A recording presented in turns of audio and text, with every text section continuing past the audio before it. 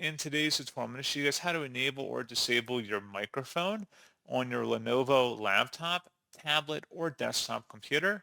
So this should hopefully be a pretty straightforward process here, guys. And without further ado, let's go ahead and jump straight into it.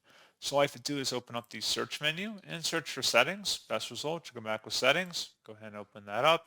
Select system on the left panel, and then on the right side, you want to go and select sound. And then scrolling down again underneath advanced, select all sound devices. And then underneath input devices, select your microphone. And if you want to disable it, just select don't allow. Or if you want to enable it, select the allow option. And that's all you have to do.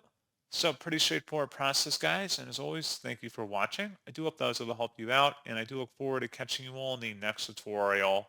Goodbye.